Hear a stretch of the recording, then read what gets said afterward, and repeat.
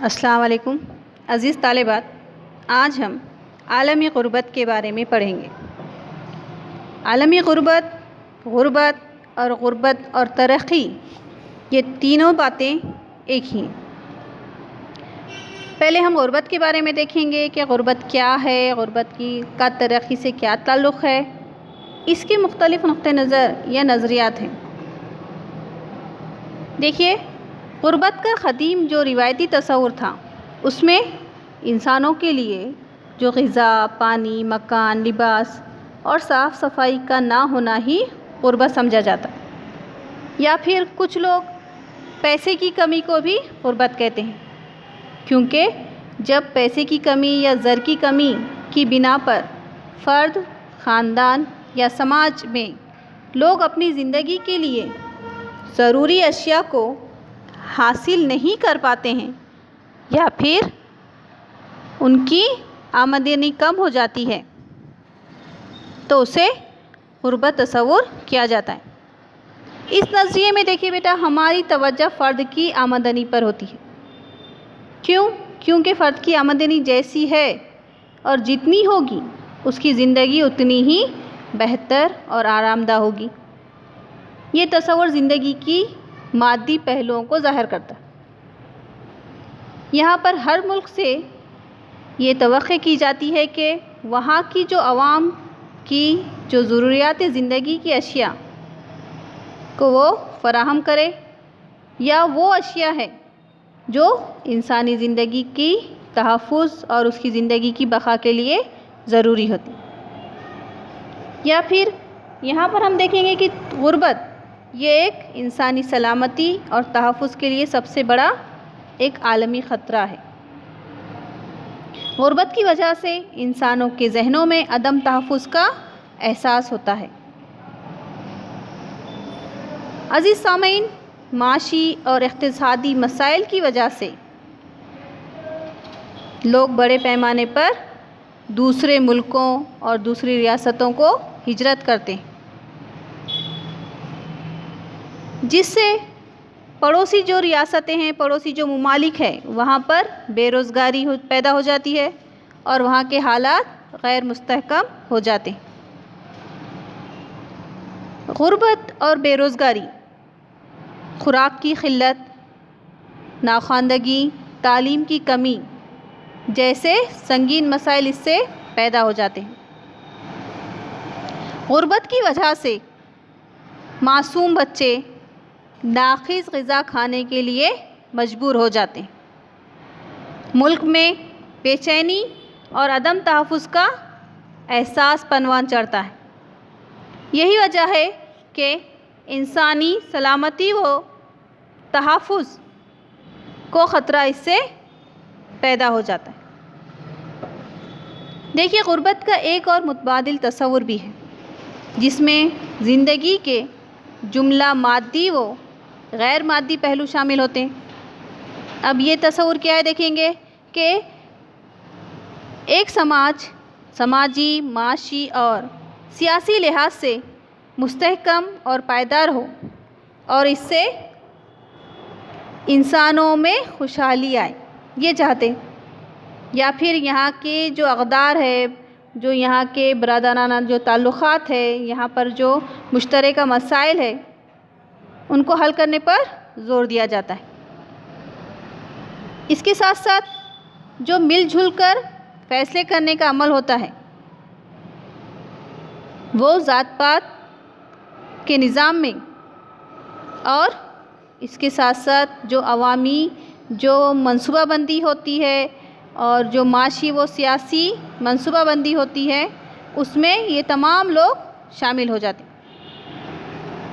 اب دیکھیے، ہم نے تو غربت کے بارے میں دیکھ لیے، اب ترقی کے بارے میں دیکھیں گے۔ عموماً ترقی کے تصور کو ہم کیا کرتے ہیں، سماجی و سیاسی خطروں سے جوڑتے ہیں، کیونکہ ترقی کا مقصد ہی عوام کی فلاح و بہبود ہوتا ہے۔ مثال کے طور پر معاشی جب ترقی ہوتی ہے، یا معاشی جب اکنامیکل جب گروتھ ہوتی ہے، اس میں سب سے بڑا اہم رول کس کا ہوتا ہے، حکومت کا ہوتا ہے۔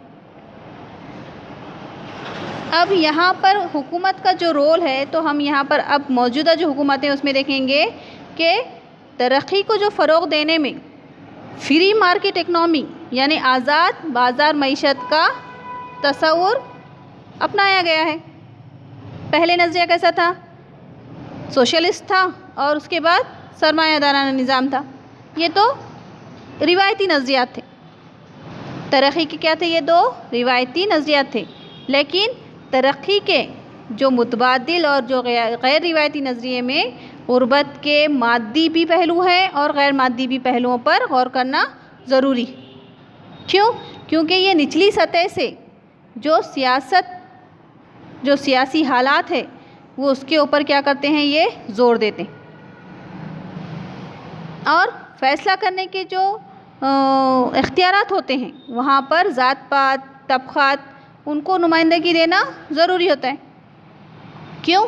کیونکہ یہ نظریہ کیا بتاتا ہے کہ انسان کے جو اعمال ہوتے ہیں وہ قدرت کے توازن سے چلائے جاتے ہیں، کیونکہ اسی سے ہی پائیدار اور مستحکم ترقی ممکن ہو سکتی ہے۔ اب ایک مثال لیجئے کہ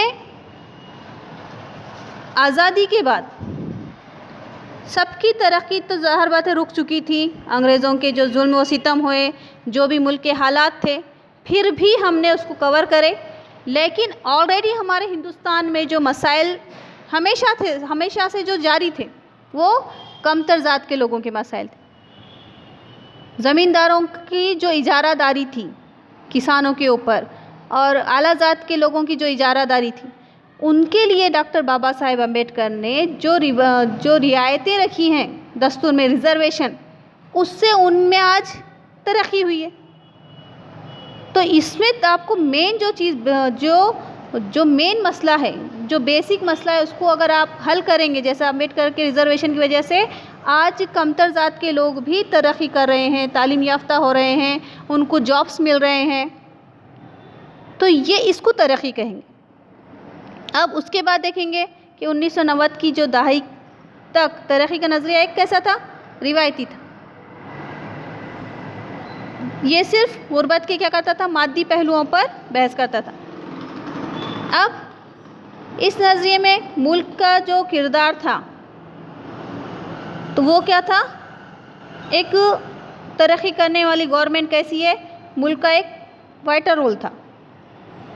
اب یہاں پر ملک کے ساتھ ساتھ زراعت، یہاں پہ جو کمپنیاں ہیں، ان تمام کو بھی کیا کرنے پڑ رہے ہیں؟ نئے ان کو ایسے مواقع پیدا کرنا پڑ رہا ہے تاکہ پورے ملک کو روزگار ملے، ملک کی عوام کو تعلیم یافتہ ہو، اور یہاں کے لوگوں کی فی کس آمدنی میں کیا ہو؟ اضافہ ہو۔ اب لیکن 1990 کی دہائی کے بعد سے کیا ہوا؟ ترقی کا متبادل نظریہ شروع ہوا، جس میں کیا کیا شامل تھا؟ اس میں مساوات بھی شامل تھا، تمام لوگوں کا پارٹیسپن بھی، شمولیت بھی شامل تھی، اور سب کو بااختیار بنانا تھا۔ آزاد معیشت کے ذریعے جو چھوٹی صنعتیں تھیں، جو بیرون ممالک ایک جگہ سے دوسری جگہ جا کے اپنی روزگار کی تلاش میں جا رہے تھے، تو دوسرے ملک پر اس کا اثر پڑ رہا تھا اور وہاں کی ترقی رک رہی تھی، تو یہاں پر تمام ممالک کو آزاد کر دیے۔ جیسا کہ آپ سنتے ہوں گے کہ ہندوستان کے کچھ لوگ کیا کر رہے ہیں؟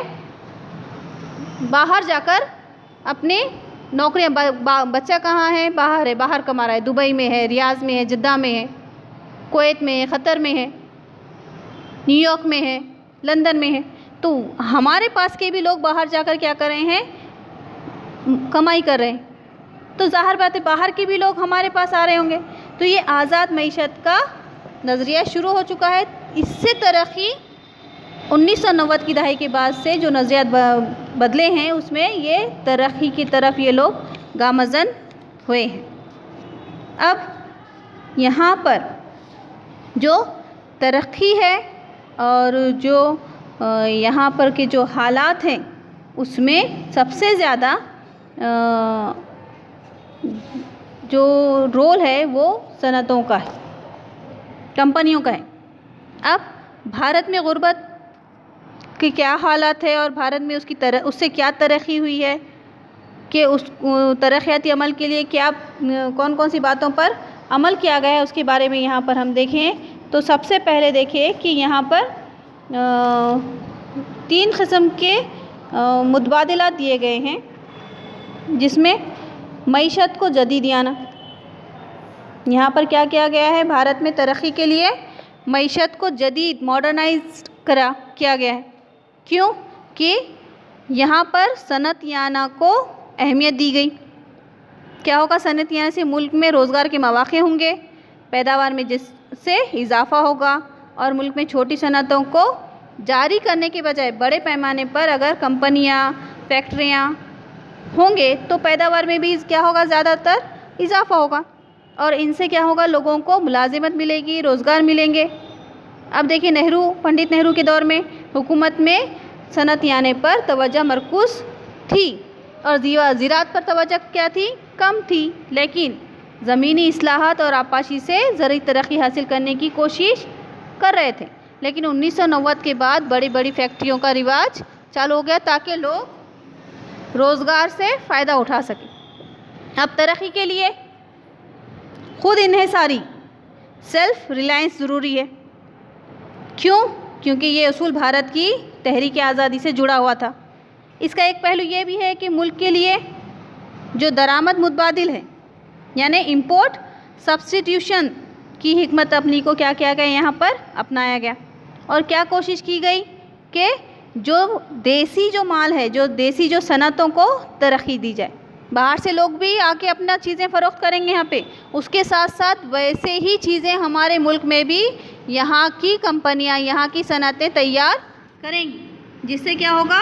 لوگوں کو فائدہ ہوگا، یہاں کے لوگوں کو روزگار ملے گا، یہاں کے لوگوں کے مسائل حل ہوں گے۔ اب اس کے ساتھ ساتھ یہاں پر کیا کیا گیا؟ سوشلسٹ طرز کا سماج، جس میں مساوات اور سماجی انصاف کو یہاں پر شامل کیا گیا۔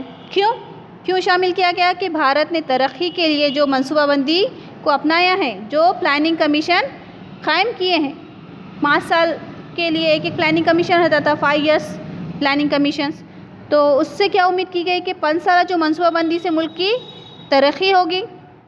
اب منصوبہ بندی میں کیا کیا؟ کس کو شامل کیا گیا؟ نجی شعبے کی بنسبت عوامی شعبے کو زیادہ اہمیت دی گئی۔ کیوں دی گئی؟ بھارتی سوشلزم کے تصور کی بنیاد ہر ملک کی ایک فلاحی ریاست، ہر ملک کیا رہیں گا؟ ایک فلاحی ریاست کی شکل ہونا اور اس کی تعمیر ہونا، اور اس میں سب سے زیادہ فلاح کس کے ذریعے ہوں گی؟ لوگوں کو یہاں پر روزگار کے مواقع پیدا کرنے سے ہمارے ملک کی ترقی ہوگی، ہمارے ملک کی عوام روزگار سے فائدہ اٹھائے گی اور ان کی غربت ختم ہوگی۔ اب یہاں پر ہم دیکھ رہے ہیں کہ مارچ 1950 میں حکومت ہند نے پلاننگ کمیشن قائم کیا تھا۔ کیوں کیا تھا؟ تاکہ ملک کی عوام کی معیاری زندگی کو بہتر بنایا جا سکے۔ اس کمیشن کا اہم مقصد ملک کی قدرتی وسائل کا متوازن اور مؤثر استعمال کرنا تھا۔ اب اس کے ساتھ آج پلاننگ کمیشن کا نام بدل کر اسے کیا رکھا گیا؟ National institution for transforming, NITI، اسے NITI آیوگ کہا جاتا ہے۔ یہ آیوگ حکومت ہند کے لیے کیا کر رہا ہے؟ صاحب الرائے ماہرین کی مجلس، تھنک ٹینک ہے۔ ہاں، یہ آیوگ کیا کرتا ہے؟ پورے جو قابل جو لوگ ہیں وہاں پر انہوں اپنی رائے دیتے ہیں۔ اب اس کے اوپر غور کون کرتا ہے؟ جو وزیر اعظم کی ترقیاتی پالیسیوں کو صحیح رخ دکھاتا ہے۔ اس کے ساتھ ساتھ اس کے لیے اور کیا کیا گیا؟ سبز انقلاب، گرین ریولوشن۔ اب سبز انقلاب سے کیا مراد ہے بیٹا؟ زراعت میں اعلیٰ پیداواری اقسام کے بیجوں کو کیا گیا؟ متعارف کیا گیا۔ زراعت کاشتکاری کرنے کے لیے اچھے قسم کے بیجوں کو متعارف کیا گیا۔ کھادوں اور آبپاشی کے طریقوں کا زیادہ استعمال، تاکہ زرعی پیداوار میں کیا ہوگا؟ اضافہ ہوگا۔ انقلاب لانا تھا۔ اس کو کب ہوا یہ شروع؟ 1960 کی دہائی میں یہ شروع ہوا تھا۔ اب اس کا مقصد کیا تھا؟ کہ سب سے اہم مقصد زرعی پیداوار میں اضافہ کرنا اور اناج کی ضرورت میں بھارت کو خود کفیل بنانا تھا۔ 1960-70 کی دہائی میں تبدیلیاں ہوئیں، اور 1960 میں ظاہر بات ہے سبز انقلاب کا دور اسے مانا جاتا ہے۔ اور 1980 میں کیا ہوا؟ بھارت کو معاشی بحران کا سامنا سامنا کرنا پڑا۔ کیوں کرنا پڑا؟ کیونکہ بھارت میں عوامی شعبے کی جو کارکردگی تھی وہ کیا تھی؟ اچھی نہیں رہی، اس لیے عوام کو غربت کا سامنا کرنا پڑا، اور عوام کے جو اخراجات تھے وہ پروگراموں میں، الگ الگ کاموں میں کیا ہو گئے؟ خرچ ہو گئے، اور یہاں پر گورنمنٹ کو بھی کوئی خاطر خواہ کامیابی نہیں ملی۔ اب ظاہر بات ہے اس کے لیے مالیاتی مسائل بھارت کو بھگتنے پڑے، اس کو قرض لینا پڑا، اور اب یہ تمام معاشی مسائل تو چلتے رہیں گے، لیکن عوام کی معیاری زندگی کو بڑھانا ضروری ہے۔ اس کے لیے عوامی معیاری زندگی اور معاشی ترقی میں بہت گہرا تعلق ہوتا ہے، اور اس کے لیے بھارت نے یہ بات کو تسلیم کیا، اور بھارت نے غربت اور ترقی کے بارے میں بھارتی پالیسی ہمیشہ کیا رہی؟ سماجی انصاف اور مساوات کے ساتھ کام کرنے پر جڑی رہی۔ اسی لیے حکومت ہند نے بہت سے پروگرام جاری کیے تاکہ غریبوں کی مدد کی جائے اور ان کی پوری ترقی کو فروغ دیا جائے، ان کی پوری ترقی کی جائے۔ اور اب یہ ترقیاتی حکمت عملی بھارت نے کچھ سالوں کے لیے نہیں کی، بلکہ اس کی یہ ترقی کے جو کام تھے ہمیشہ جاری و ساری تھے، تاکہ اس سے ملک کی طاقت بڑھے، ترقی ہو۔ اور یہ جو منصوبہ بندی کے جو شروع کے جو دور تھے اس میں کیا ہوا؟ تمام صنعتوں پر عوامی شعبے کے ذریعے حکومت نے اپنا غلبہ رکھا، لیکن 1980 میں اس میں کچھ تبدیلیاں لائی گئیں، اور ظاہر بات ہے حکومت کے ساتھ بھی کچھ کوتاہیاں ہوئی ہیں۔ اب 1990 کے بعد اکنامک ریفارمز شروع کیے گئے، ایک بہت بڑا پروگرام شروع کیا گیا، پلاننگ شروع کی گئے، جس کے ذریعے سوشلسٹ طرز ترقی کا ایک پلاننگ شروع کی گئی، اور بھارت نے معاشی آزاد خیالی اور عوامی شعبے کی نجکاری، پرائیویٹائزیشن جسے کہیں گے، یہ پالیسی کو اپنایا۔ اس کے ساتھ ساتھ 1991 میں آنے والی جو حکومت کی یہ پالیسیاں تھے، اس حکومت کو اس سلسلے میں سب کی بھرپور حمایت حاصل ہوئی۔ ان اصلاحات سے بھارتی جو معیشت میں کافی تبدیلیاں بھی آئی، اور بھارتی معاشی و صنعتی شرح نمو میں اضافہ ہوا، اور بھارت ایک مستحکم معاشی ترقی بن گیا۔ اس کے ساتھ ساتھ بھارت کے لوگوں کو روزگار کے ذرائع بھی ملے، اور لوگوں کے جو مسائل تھے وہ دھیرے دھیرے حل ہونا بھی شروع ہوئے۔ اب یہاں پر دیکھیں کہ غربت کے ترقی کا متبادل دیکھیں، اور غربت دیکھیں ہم نے یہاں پر۔ اب غربت کے خاتمے کی جو دوسری دہائی پروگرام تھا اس کے بارے میں دیکھیں گے۔ 1991 کے بعد کے جو حالات تھے وہ پلاننگز تھے، ہم نے دیکھ چکے۔ اب دوسری دہائی پہ کیا ہوا؟ یہ پروگرام اقوام متحدہ کی جنرل اسمبلی میں 2007 میں ایک قرارداد پاس کر کے جاری کیا گیا۔ اس کی دوسری دہائی کون سے سال کو بولیں گے؟ 2008 سے یہ 2017 تک ہو گئی۔ اس پروگرام کا اہم ترین مقصد کیا تھا؟ غربت کے خاتمے کو عالمی چیلنج تسلیم کرنا ہے، اور اس کے ساتھ ساتھ ترقی ممالک کو ترقی کی راہ پر لانا ہے۔ ترقی پذیر جو ممالک ہیں، دیکھیں 3 قسم کی ترقی ہوتی ہے، 3 قسم کے کیٹیگریز ہے۔ پہلا کیٹیگری ترقی یافتہ ممالک۔ پہلی کیٹیگری کیا ہے؟ ترقی یافتہ، جس میں امریکہ آتا ہے، انگلینڈ آتا ہے، فرانس آتا ہے۔ ان کو کسی قسم سے کہیں سے ادھار لینا، قرض لینا، وہاں پر ان کو ضرورت نہیں ہے۔ دوسری کیٹیگری آتی ہے ترقی پذیر ممالک کی، جس میں ہمارا ہندوستان شامل ہے۔ کیونکہ ہم انگریزوں کے ساتھ 350 سال تک ان کی غلامی جھیلتے رہے، تو ظاہر بات ہے انگریزوں نے ہمارا معاشی استحصال کرے، سماجی استحصال کرے، سیاسی استحصال کرے، تو اس کی وجہ سے ہماری ترقی کیا ہو گئی؟ رک گئی۔ جیسے ہی آزادی ملی، ہم اپنی ترقی پلاننگز کے ذریعے، کاموں کے ذریعے ہم اب ترقی کرنا شروع کریں، تو ہم کس میں شامل ہوتے ہیں؟ ترقی پذیر ممالک۔ نہ تو ہم غیر ترقی یافتہ ہیں، نہ تو ہم ترقی یافتہ ہے، ہم بیچ کے ہیں۔ تیسری کیٹیگری ہے غیر ترقی یافتہ ممالک، جو ابھی ترقی نہیں کرے معاشی، جہاں پر جو اپنے بل بوتے پر پورے کام جو ملک نہیں کرتا اس کو کیا بولیں گے؟ جس کو کسی دوسرے ملک کا سپورٹ لگتا، دوسرے ملک کے بھیجے ہوئے اناج پر جو ملک زندہ رہتا، جو دوسرے ملک سے قرض لے کے جو ملک زندہ رہتا، جس کے پاس خود کے اپنے قدرتی وسائل موجود نہیں ہیں، جس کے اپنے خود کی پبلک، ایک قابل پبلک ان کے پاس عوام نہیں ہے، تو اس کو کیا بولیں گے؟ غیر ترقی یافتہ ممالک۔ جبکہ ہمارا ہندوستان ترقی پذیر ممالک میں شامل ہے، اور یہ دوسری دہائی کا جو مرحلہ ہے ترقی کا، اس میں کیا کرنا ہے؟ ہمارے ترقی پذیر ملک ہندوستان کو ترقی یافتہ کیسا بنانا، اس کے لیے کام کیے گئے۔ اب غربت کے بارے میں جو اقوام متحدہ کا جو کام تھا اس میں ایک معاشی و سماجی کونسل کا کیا ماننا تھا کہ غربت کے خاتمے کے لیے پوری عوام کا پہلے تو انتخاب کرنا میں ہونا، جو قابل جو لوگ ہیں عوام میں، پھر ان کو وہ موقع نہیں مل رہا، انتخاب ان کا نہیں ہو رہا اور ان کو موقع نہیں مل رہے. غربت یعنی ان کو ترقی کرنے کے موقع نہیں مل رہے، روزگار کے ان کو موقع نہیں مل رہے، اس کو غربت کہیں گے اقوام متحدہ کے اس ادارے نے کہا.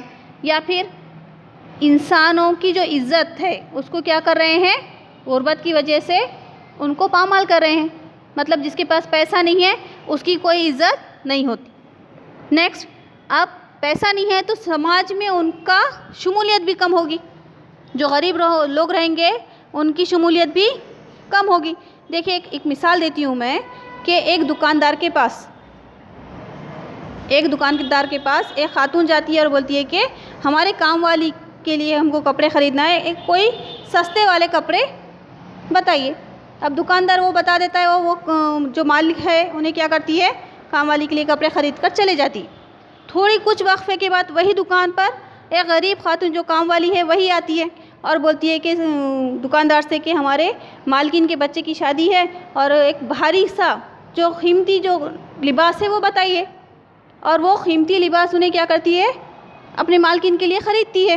تو یہاں پر آپ دیکھیے کہ ایک غریب خاتون ہے تو مالکین کیا کری، اس کے لیے اس کی غربت سے کمپیریزن کر کے اس کو ایک کم درجے کا اس کو کپڑے خرید کر دے رہی ہے، جبکہ غریب جو کام والی ہے انہیں اپنی مالکین کا اس کا امیریت کا اس کی لحاظ رکھتے ہوئے اس کو اعلیٰ قسم کے کپڑے خرید کر ان کو دے رہی ہے. تو بہرحال اب یہاں پر غربت میں بہت سے جو افراد ہوتے ہیں، خاندان، طبقات، یہ لوگ کیا رہتے ہیں، غیر محفوظ ہوتے ہیں، بے یار و مددگار ہوتے ہیں، محروم ہوتے ہیں. تو دیکھیے غربت کی وجہ سے خاندان کے افراد یا تو پیٹ بھر کر کھانا نہیں کھاتے، ان کے پاس کپڑے نہیں ہوتے ہیں پہننے کے لیے، ان کے بچے اعلیٰ تعلیم حاصل نہیں کر سکتے، ان کو تعلیم کی سہولتیں نہیں ہوتی ہیں اور ان کے بچے بیمار، صحت کی سہولیات ان کو حاصل نہیں ہوتی. کسان زرعی زمین سے، مزدور روزگار سے اور لوگ قرض کی سہولیات سے کیا ہوتے ہیں، محروم ہوتے ہیں. اس لیے سماجی جو معاشی جو کونسل اقوام متحدہ نے وہ مطالبہ کیا کر رہی ہے کہ ہر ملک کی حکومت کیا کرے، سماجی ادارے اور دیگر ترقیاتی ادارے غربت کے خاتمے کے لیے کوشش کرے. اس کے ساتھ ساتھ ہر ملک کیا کرے، غریبوں کی جو ضروریات کا ہے جو صحیح اندازہ لگائے اور ان کو اتنا پیسہ ان کو فراہم کرے اور ان کو الگ الگ پروگرامز کے ذریعے، الگ الگ پالیسیوں کے ذریعے ان کو پیسہ دے. تو ہمارے پاس دیکھیے پردھان منتری جو یوجنا ہے، ان یوجنا، اس کے ذریعے غریبوں تک فری آف کاسٹ جو اناج فراہم کیا جا رہا ہے اور جو چھوٹے بچے ہیں ان کے لیے ان کے حصے سے بھی ان کو کوپن کے اوپر ان کو اناج، دالیں، تیل وغیرہ فراہم کر رہے ہیں. جو اس کے ساتھ ساتھ جو حاملہ خواتین ہیں ان کے لیے بھی الگ الگ قسم کے جو اناج اور تیل ہے اور دالیں وغیرہ ان کو گورنمنٹ کی جانب سے دیے جا رہے ہیں. اب سب سے پہلے غربت کے خاتمے کے لیے ایک اچھی حکومت کام کرنا ضروری ہے. پہلے تو اچھی حکومت بنانا ضروری ہے. حکومت کو جمہوریت پسند ہونا اور حکومت اپنے ملک کے عوام کے لیے انسانی حقوق کو ماننا اور ان کے انسانی حقوق کی حفاظت کرنے والی ہونا ضروری ہے. اس کے ساتھ ساتھ جو سماج میں جو کمزور ترین جو لوگ ہیں، جو ذاتیں ہیں، ان کو ترقی دینا، ان کو تمام یہ معاشی فوائد ان تک پہنچانا حکومت کا اولین کام ہے. دیکھیے آج ہم نے غربت اور ترقی کے بارے میں دیکھے، بھارت کا کیا رول بھی ہے دیکھے، اقوام متحدہ کا کیا رول ہے وہ بھی دیکھیں. آپ تمام بچیاں اپنے اپنے نوٹ بکس میں اپنے الفاظ میں نوٹس بنائیے، نوٹ بکس میں یہ نوٹس لکھیے. السلام علیکم.